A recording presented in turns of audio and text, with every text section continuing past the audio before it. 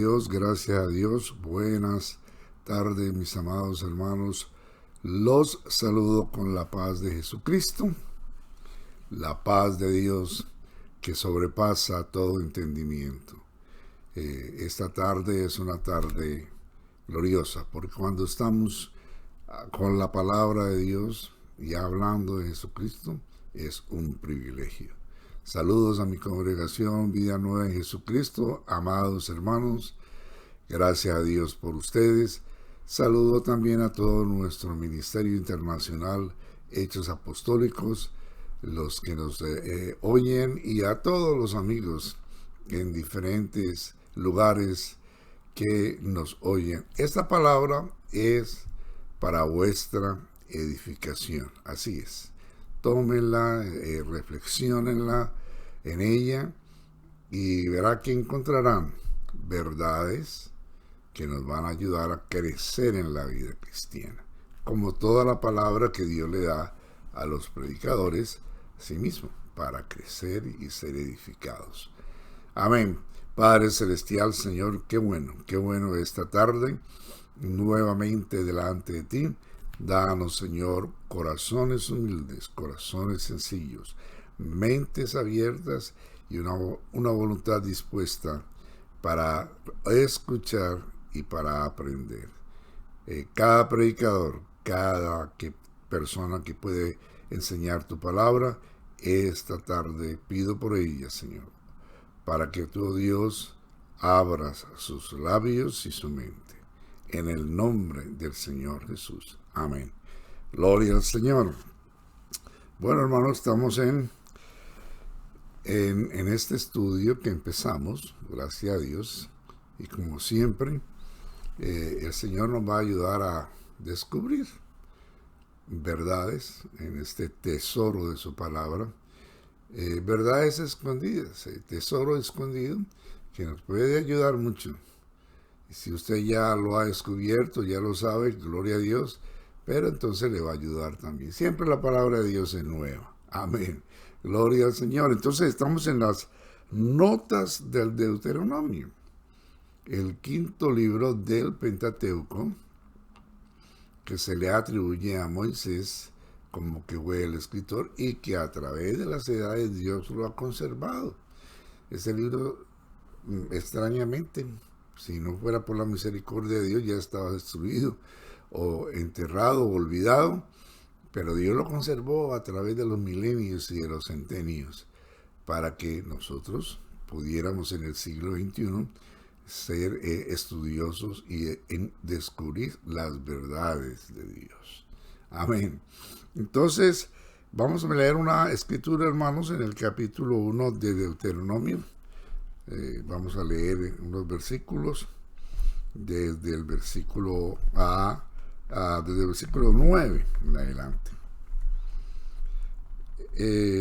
En aquel tiempo yo os hablé diciendo: yo solo no puedo llevaros. Jehová vuestro Dios os ha multiplicado, y he aquí hoy vosotros sois como las estrellas del cielo en multitud. Jehová Dios de vuestros padres os haga 1000 veces más de lo que ahora sois, y os bendiga como lo ha prometido. ¿Cómo llevaré yo solo vuestras molestias, vuestras cargas y vuestros pleitos? Quiero hacer énfasis en esa pregunta de Moisés que le hace al pueblo. ¿Cómo llevaré yo solo vuestras molestias, cargas y pleitos? Dame de entre vosotros de vuestras tribus varones sabios y entendidos y expertos, para que yo le ponga por vuestros jefes. Me respondiste y dijiste: bueno es hacer lo que has dicho. Y tomé a los principales de vuestras tribus, varones sabios y expertos, y los puse por jefes sobre vosotros, jefes de millares, de centenas, de 50 y de 10, y gobernadores de vuestras tribus. Y entonces mandé a vosotros a vuestros jueces diciendo, oíd entre vuestros hermanos y juzgad justamente entre el hombre y su hermano y el extranjero. No hagáis distinción de personas en el juicio, así el pequeño como el grande oiréis. No tendréis temor de ninguno, porque el juicio es de Dios. Y la causa que os fuere difícil, la traeréis a mí, y yo la oiré. Os mandé pues en aquel tiempo todo lo que habíais de hacer. Amén, gloria al Señor. Bueno, fíjese, el anciano legislador Moisés, legislador del Israel antiguo, está en los valles de Moab, con la congregación que habría de entrar y poseer la tierra prometida, es decir, la tierra que Dios había prometido a Abraham 400 años atrás, aproximadamente. Entonces Moisés está hablando a la nueva generación, porque Dios no le iba a permitir a Moisés entrar y poseer la tierra prometida. Pero Él les tiene que hablar y les tiene que instruir, porque esa es su misión. Él habría de subir al monte Nebo y morir allí. Y entre paréntesis, es el único entierro al que Dios ha existido, por lo menos el que se tiene en los récords, porque la Biblia dice en algún lugar que Dios mismo lo enterró. Entonces, fíjese, Moisés les está contando a esa nueva generación el principio de la peregrinación, porque ellos eran unos niños o no habían nacido. Lo que Dios había hablado en ese entonces a sus padres, que por incrédulos no pudieron llegar a la tierra prometida, como ya lo sabemos, sino que quedaron tendidos en el desierto y consumidos en el desierto. Entonces, él está refiriendo cómo debería ser el sistema judicial en la nueva tierra. De hecho, le he puesto a esta enseñanza el justo juicio de Dios. Este es el título de la enseñanza, el justo juicio de Dios. Un sistema judicial novedoso. Fíjese. Y entonces, en la nueva tierra donde ellos iban a entrar, tenían, o era su deber, obedecer, hacer lo que Él les había mandado.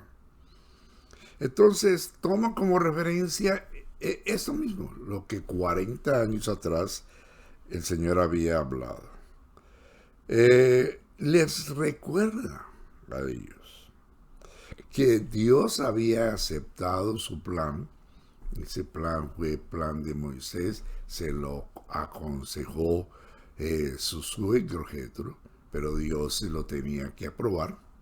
Y él lo trajo ante el Señor y él se lo aprobó. Y fíjese cuál es la razón por la cual él pide a Dios que le apruebe su plan, que le apruebe esa petición. Dice, yo solo no puedo llevar vuestras cargas. ¿Cómo voy a llevarlos? Si el Señor, aquí mismo Él está pidiendo al Señor que los multiplique. Cuando han llegado ahí a las tierras de Moab, ya son una multitud que dice que es como las estrellas del cielo, en el cielo. Y y pide aún más que los haga 1000 veces más. Es una nación inmensa. miles de hombres, mujeres y niños que vagaban por el desierto. Era asombroso, guiados por Dios. Y entonces, mire lo que dice entonces el versículo 12, para que tomemos de allí. ¿Cómo llevaré yo solo vuestras molestias, cargas y pleitos? Es la pregunta. Y fíjese usted, porque aquí lo que está haciendo el Moisés,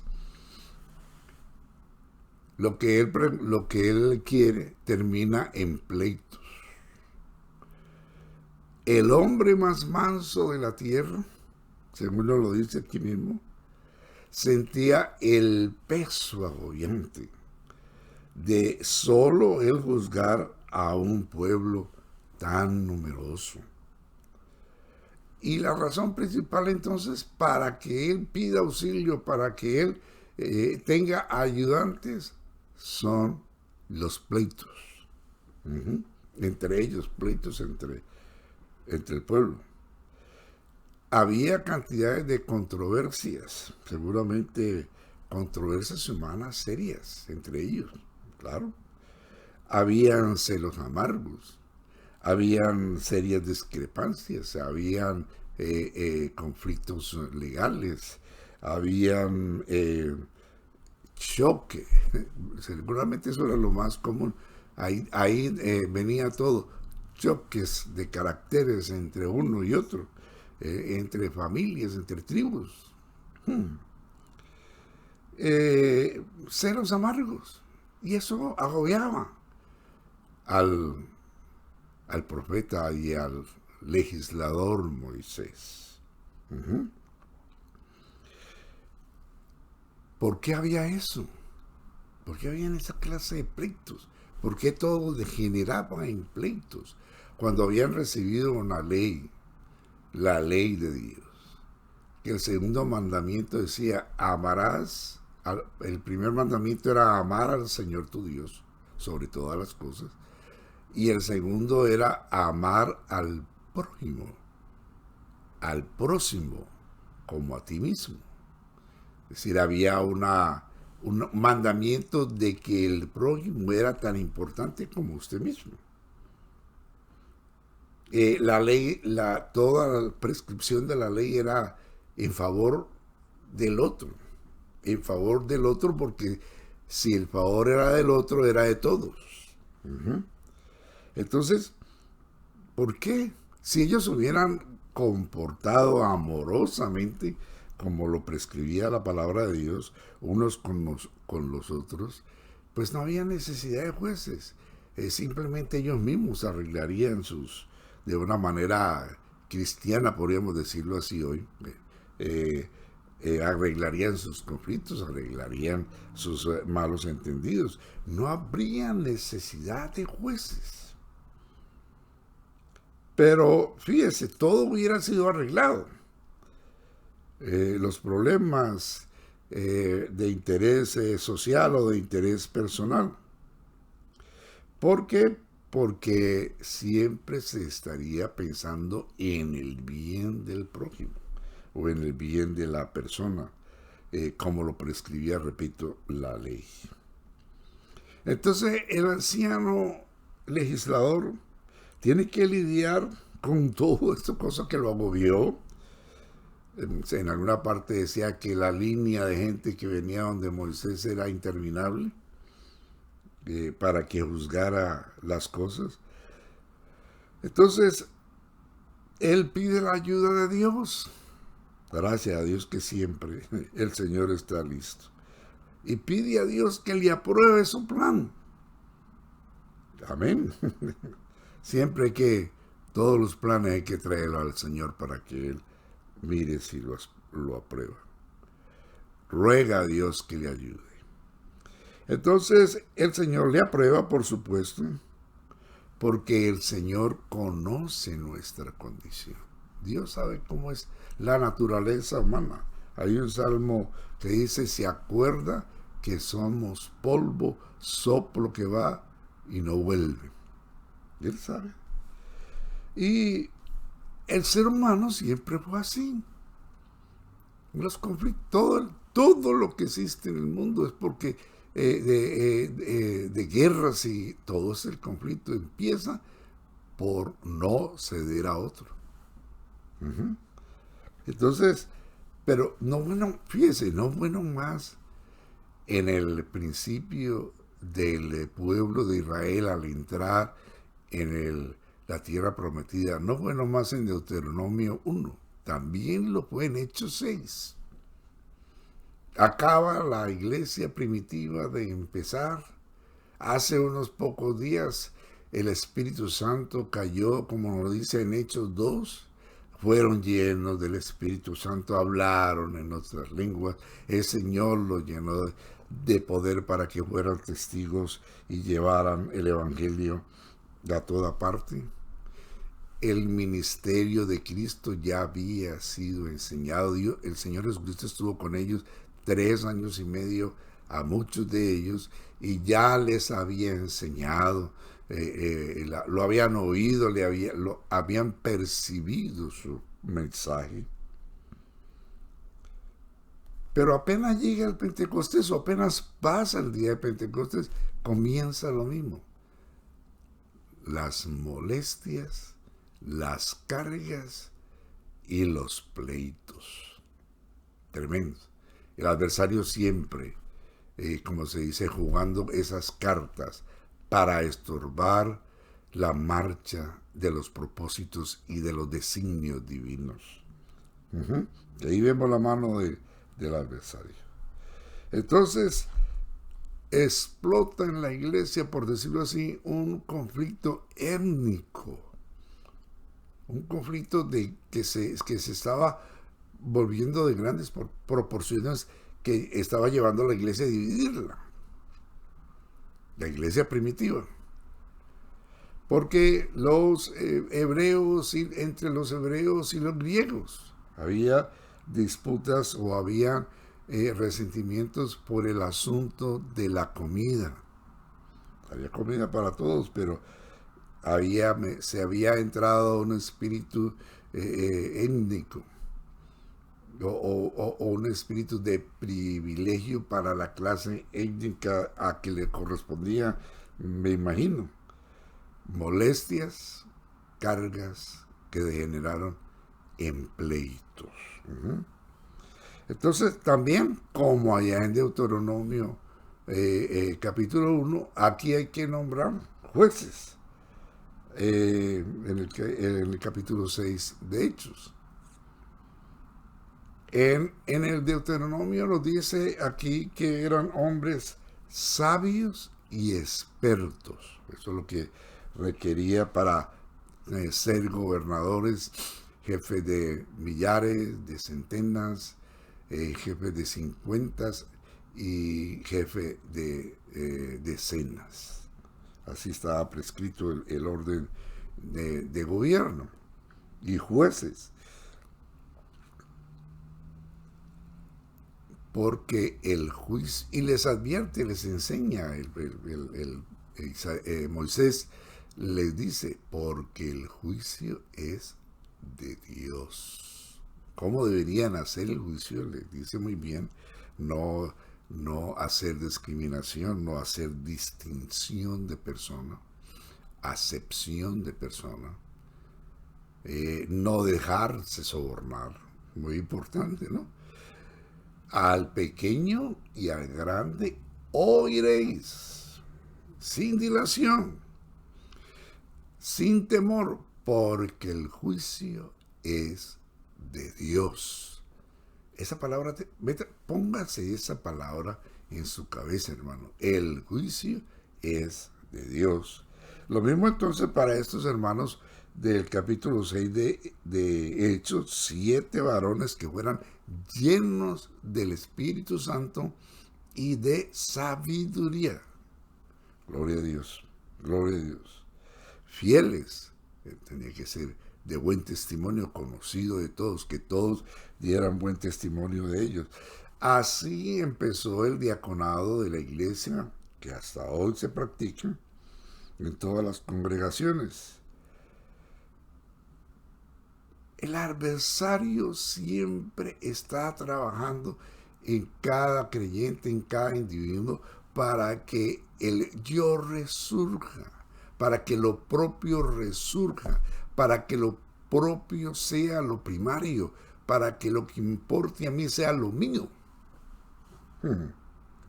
Para que lo propio sea la medida de acción, en lo que yo me muevo sea lo mío, lo que me interesa, todo para mí y lo que sobra para los demás, como dice el dicho. Mire, así es. Por eso se metió ese espíritu en la iglesia primitiva, con molestias, porque a mí me llama la atención eso, las molestias, así empiezan, molestias que se vuelven una carga y que después degeneran en pleitos. Los pleitos agobiaban a Moisés y los pleitos agobiaron a los apóstoles al principio. Hermano, el creyente hoy en día es enseñado y la palabra nos enseña y es misión de nosotros abundarlo en las congregaciones, que el principio de la vida cristiana es el principio de la negación a sí mismo.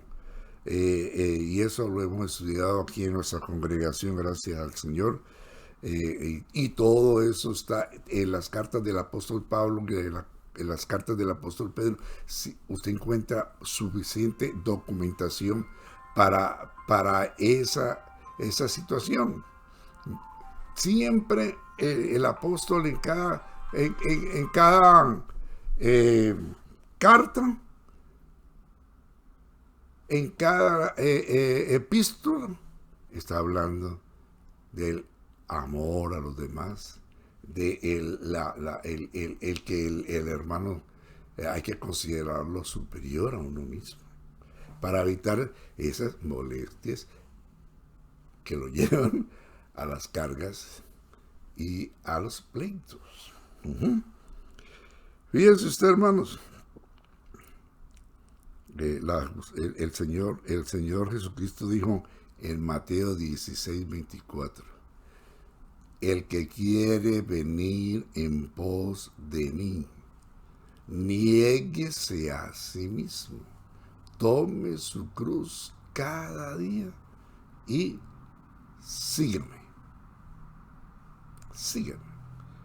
Niéguese, es decir, mi acción acerca de mí mismo tiene que quedar a un lado. El resurgimiento de lo propio no puede ser.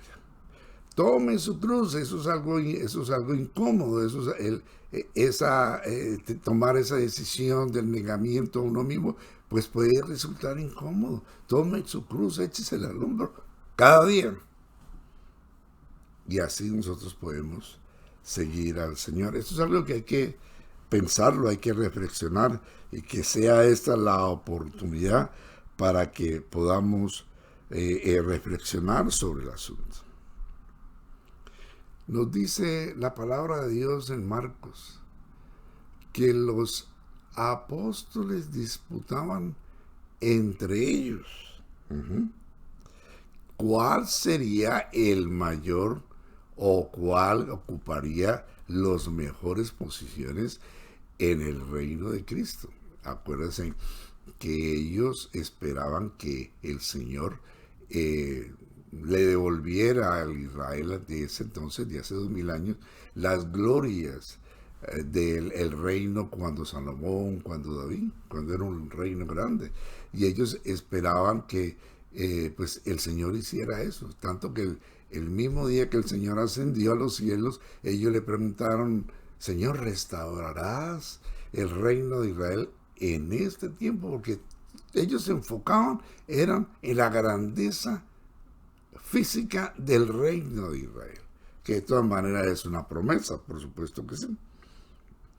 Entonces fíjense, en Marcos 10, vamos a Marcos 10, dice aquí la palabra del Señor, que vinieron ante el Señor el apóstol Santiago y el apóstol Juan, dos que eran del círculo bien cercano al Señor Jesucristo, Pedro, Juan y Jacobo o Santiago. Entonces ellos vinieron y mire cómo le hablan.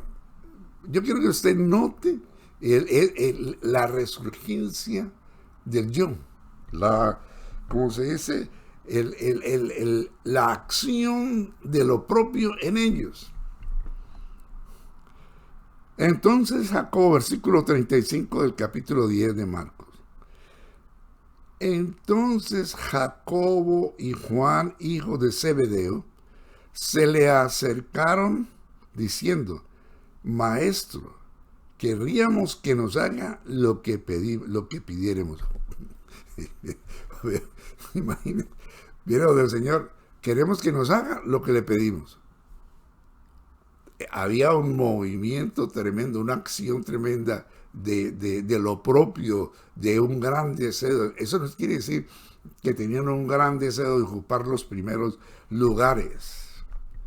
Y nosotros, Señor, queremos que hagas como nosotros queremos. ¿Cuántas veces a nosotros no nos ha sucedido así? Señor, yo quiero que me des lo que yo quiero. No. Pues así no es. Y entonces ellos le dijeron en el versículo 37, Señor, concédenos que en tu gloria nos sentemos el uno a la derecha y el otro a la izquierda. Es decir, que eso quede entre familia. Mi hermano a la derecha y yo a la izquierda o viceversa. Pero lo que queremos es que los dos seamos lo siguiente de usted.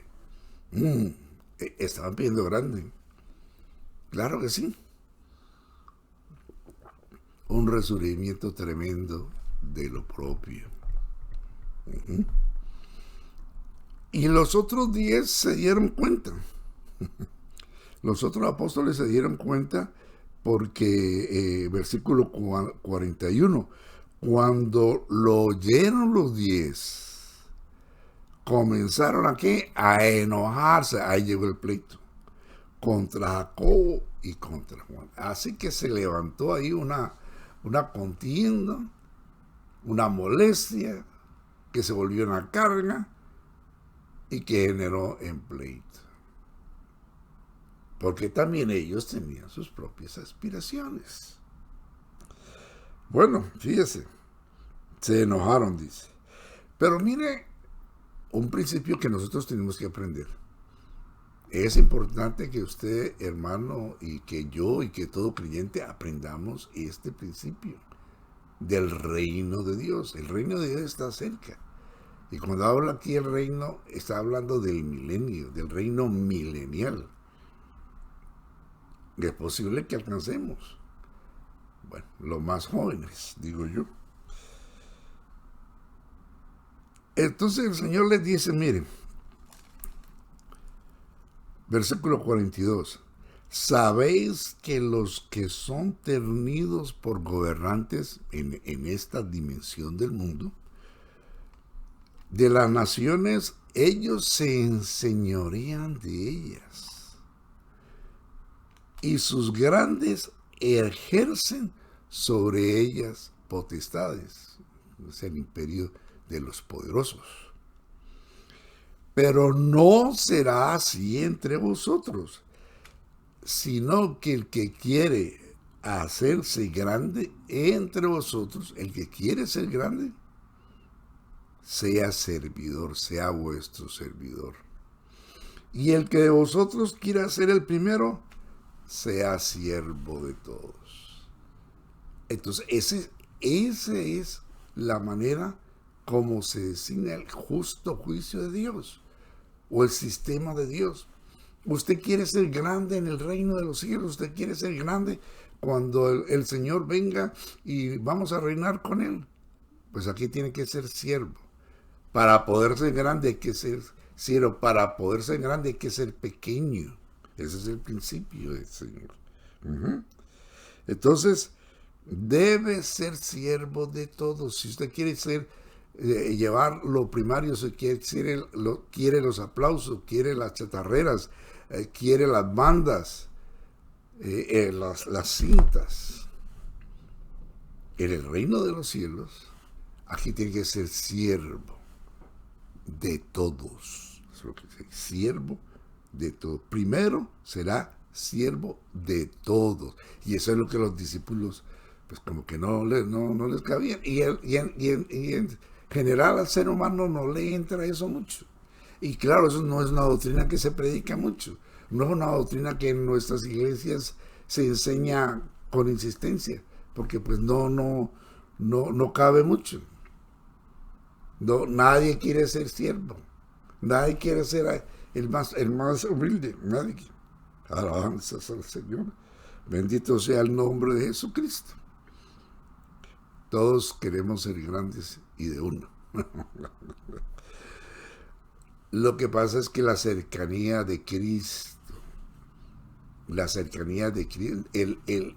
privilegio más grande o lo que nos debe llenar de alegría y de gozo es siempre tener el privilegio de estar dentro del perímetro, del abrigo del Altísimo, siempre la cercanía a Dios. Es decir, que Dios siempre nos alcanza a ver. Gloria a Dios. Eso es lo que a mí eso debe llenarme de satisfacción y a usted también. Lo demás, gloria al Señor, pues lo que el Señor nos ayude o nos ponga a hacer está bien. Está bien. Lo mismo es ser el que limpia las calles de la Nueva Jerusalén que estar sentado con los príncipes del pueblo. Lo mismo.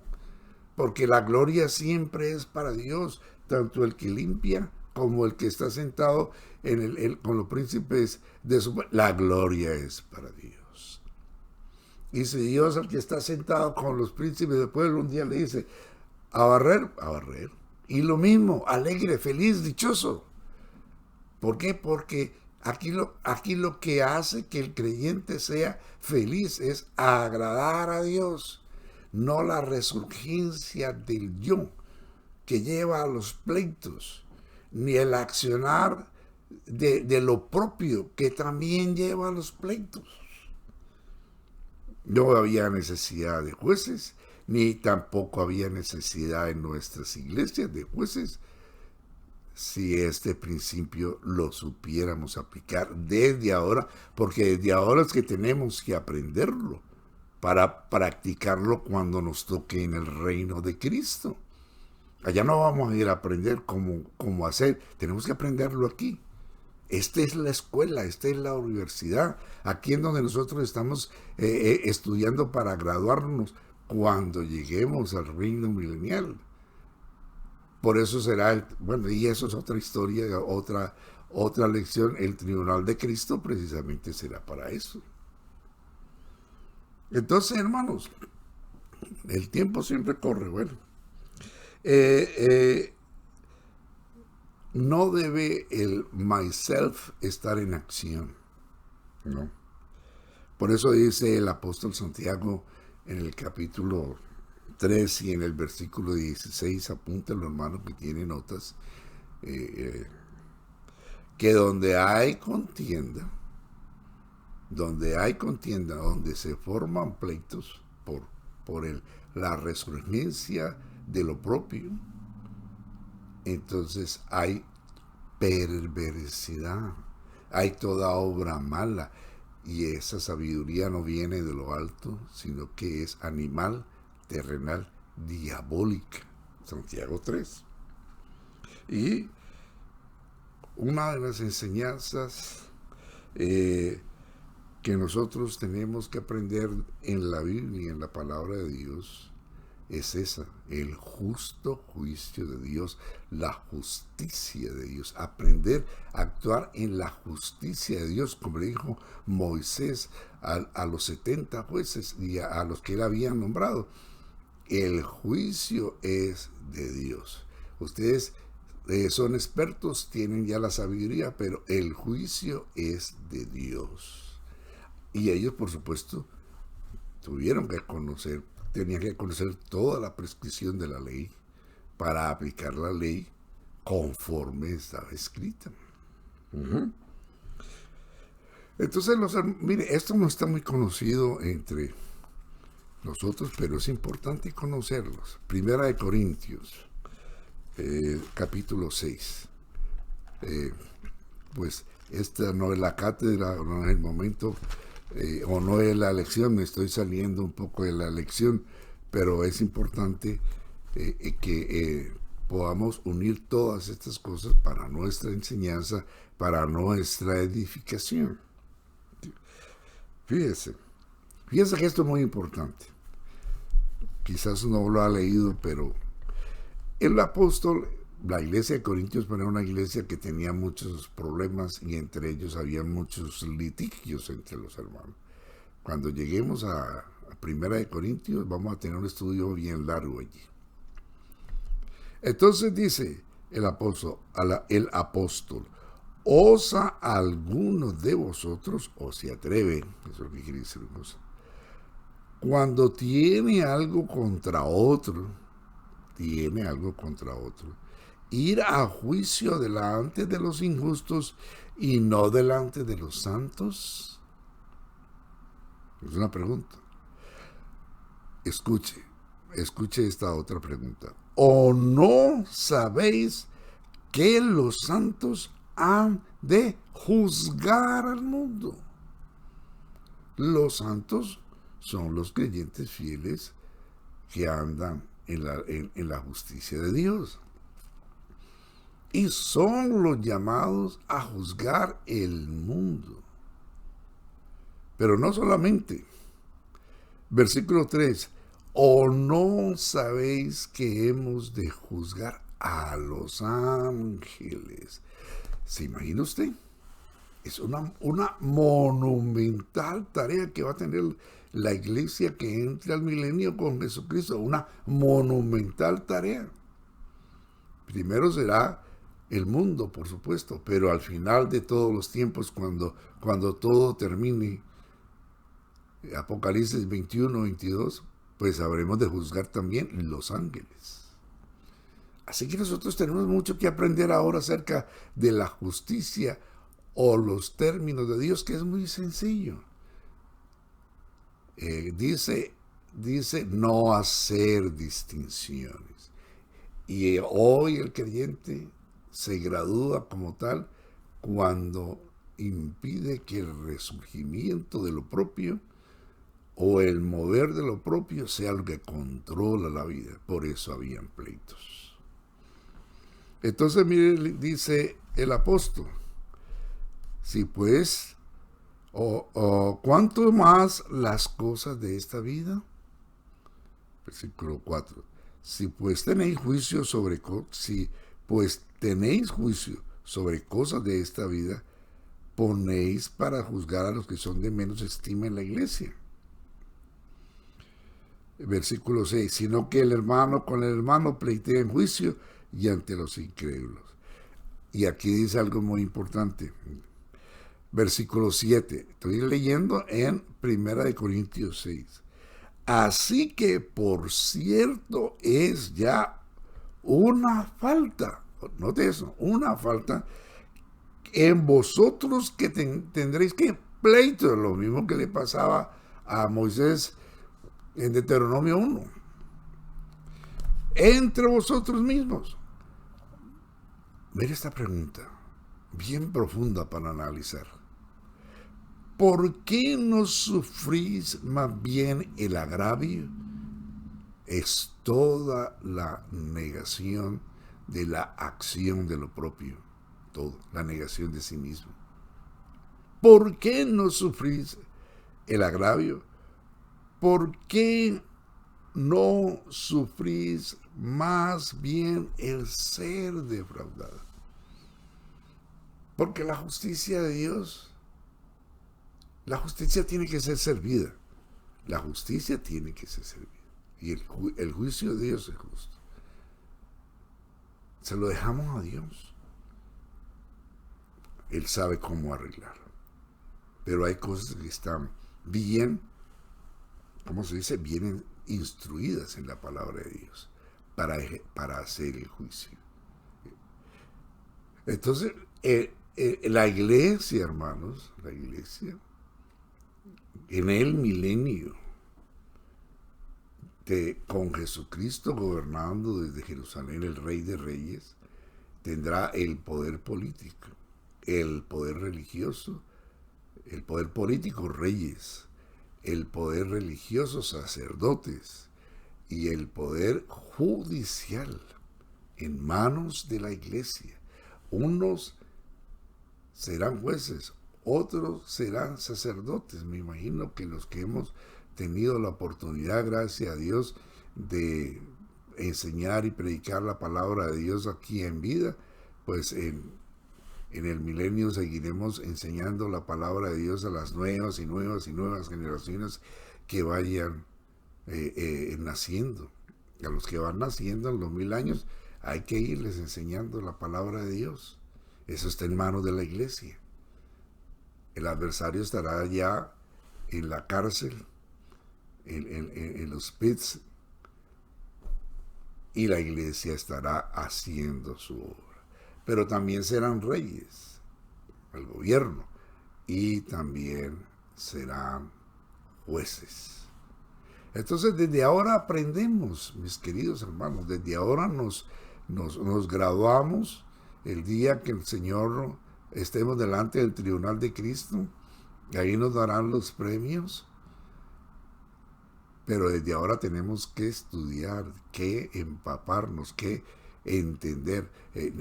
La vida cristiana no es simplemente Hechos 2:38 o los rudimentos, como dice el apóstol, de la doctrina de Cristo, el bautismo, el arrepentimiento, que todo eso es lo que es necesario para entrar. Pero una vez que hemos entrado, usted tiene que seguir de largo, porque la meta suya es llegar, no quedarse ahí al lado de la piscina donde se bautizó. No, esto hay que seguir estudiando y abundando y abundando y abundando en el conocimiento de los propósitos y de los designios eternos de Dios.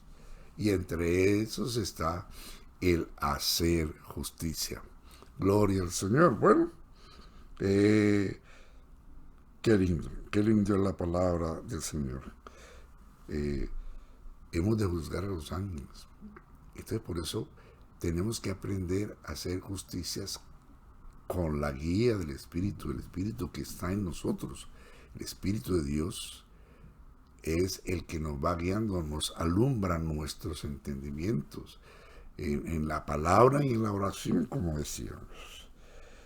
Y en el milenio, allí las cosas van a ser muy diferentes. Bueno, ya lo sabemos nosotros, como lo dice el profeta Isaías. Hermanos, qué bueno. Nos apartamos un poco del texto de Deuteronomio, pero precisamente eso está para que nosotros aprendamos ahora. Todas estas cosas fueron escritas para nuestra admonición, a nosotros, a quienes han alcanzado los fines de los siglos. Para nosotros, los creyentes del siglo XXI. Amén, hermanos. Bueno, Padre Celestial, Señor de la Gloria, te doy gracias por esta oportunidad. Siempre. Te agradezco, Señor. Y que los hermanos puedan reflexionar. El que oye, reflexione. El que oiga, Señor, pueda ser edificado.